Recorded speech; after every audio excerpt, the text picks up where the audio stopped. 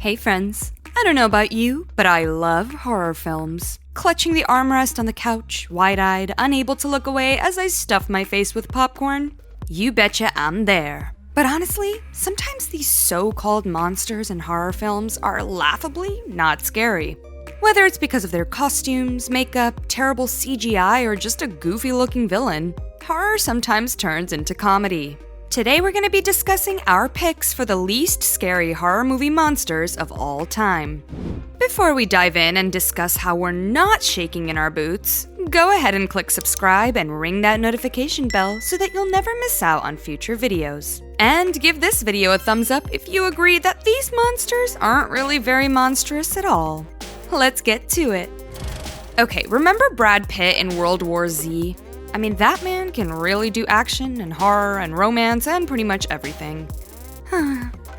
Well, unfortunately, his performance was downplayed by the definitely not scary zombies that appeared to destroy him in this apocalyptic film. There are so many films that would have been made that much better and that much scarier if the monsters actually made us want to cover our eyes. In this film, though, the so-called zombies were very clearly people dressed up in rags with some prosthetics on their faces and makeup that made them look like they hadn't slept in centuries. I guess when you awake from the dead, you don't really have time to put your face on before going out and terrorizing human beings. We would have loved to see those hordes of zombies raise the stakes by being a little more fear-inducing, but this is what we got instead. Let's talk about the 1984 film Gremlins. Haven't seen it? Well, the title of the movie was aptly chosen, considering the Gremlins are the main monsters in the film. Essentially, it's like every toy or doll horror film in that a little boy receives a little furry pet, doesn't know the rules of raising it right, and things get out of control and sometimes demonic. Well, the premise could actually be super duper scary if the Gremlins themselves creeped us out. But it was hard to be scared of these little furry creatures who, for all my 90s kids, looked a little bit like evil Furbies. So I'm like, okay, am I watching an infomercial for a new generation of Furby? Oh, and did we mention they can be defeated with light? So like, if you literally switch the light on or shine a flashlight, they go kaput, which seems like a pretty easy way to defeat a monster. The makeup, by the way they look and the way they move, gave us results that tell us these guys are not as terrifying as the creators wanted them to be. The 2001 film Jeepers Creepers produced a lot of buzz before its arrival, considering the premise of the film was actually really dope. It's about an insane, murderous truck driver who kills people and then stitches them to the walls and ceiling of a church basement. Oh goodness. Sounds like he really had the ability to scare the living jeepers, jeepers, like Jeepers Creepers, out of people, right? Wrong. We expected a real-life serial killer type of situation, like a Jeffrey Dahmer or a Ted Bundy, which honestly, in and of itself, would have been scary enough to maximize the horror in the film. But instead, we got this weird creature who we find out has wings like a bat. Right then and there already, we're like, oh no, what is this? Well, the monster is an ancient creature who comes back to haunt and kill human beings for 23 days every 23 springs. Yeah, I don't understand it either. What could have been an amazing serial killer film turned into this odd sci-fi joint, and we were most definitely not scared by it at all. Okay, friends, did you ever think the phrase, "I did it for the lulz," would be the bringer of death upon the person you're speaking to? No? Well, then you need to watch Smiley. We hate to say it, but the movie that was supposed to freak us out actually made us laugh. First of all, the name Smiley already made us go, wait, what? And while smiling can definitely be creepy at times, don't get me started on psychotic clowns, the monster in Smiley failed to scare us in the manner intended. So if you type "I did it for the lulz" 3 times, apparently Smiley shows up and literally kills the person you're talking to. As if taking initiative to begin chatting as a teen wasn't hard enough, now we gotta worry about a deranged killer showing up and annihilating our crush? Great.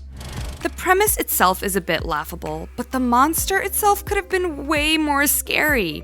Instead, we're left with this weird fleshy face with stitches and holes in it that just kind of grosses us out more than scaring us. But we could see how maybe some people might be scared of this particular monster.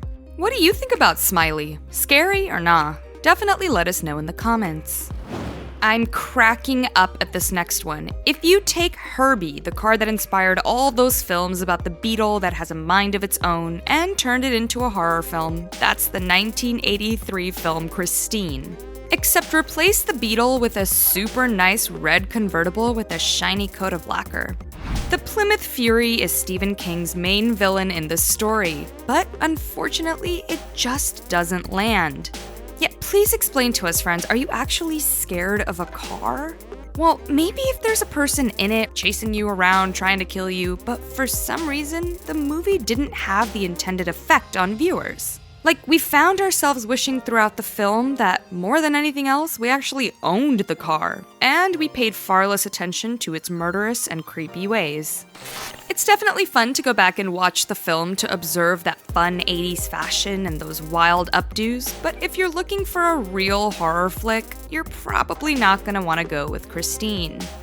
Okay, so speaking of murderous and creepy, we all know the hockey mask from hell that the monster Jason wears. Friends, Jason is indeed pretty scary, but unfortunately, the creators of the horror villain kind of ruined his whole vibe and look in Jason X. Like, there was literally nothing scary about him. He looked like he was a bionic creature that you would actually want on your hockey team in order to win. And we really don't think that's what the creators were going for. Jason definitely had us scared in previous versions of the franchise films, but this one unfortunately was a total miss. One could even say they missed the goal. Like a hockey goal? Gosh, I am so sorry. My jokes are getting worse and worse. Now, let's take it all the way back to 1958, friends, to a time where a killer blob terrorized all it came in contact with. If that sentence just made you chuckle, you're probably not going to be afraid of the blob in the movie, well, The Blob. The title itself is hilarious, which puts a lot of pressure on this sci-fi horror film to actually scare us as we watch it. It was an older era, so we're pretty forgiving if the special effects aren't on par with 2020. Well, considering movies have literally been halted in production because of COVID, we can't even compare them. At least they were able to proceed with the filmmaking in the 50s, but that's neither here nor there. The killer blob, however, was less than impressive, even for that time, and viewers and fans definitely agree. The blob, first of all, looked super fake, and on top of that, we thought it was even cute? I mean, it kind of looked like one of those squishy toys you could put your hand in from the 90s. Wow, I'm really on a 90s toys reference bender right now. Let's just say, if it felt like we wanted to cuddle the blob, it probably isn't going to haunt our nightmares. Friends, there you have it. The top yawn-worthy, laugh-inducing, not-so-scary monsters from horror films. What do you think of the characters we mentioned? Do you have other examples of the least scary horror monsters we didn't include here? Leave us a comment below.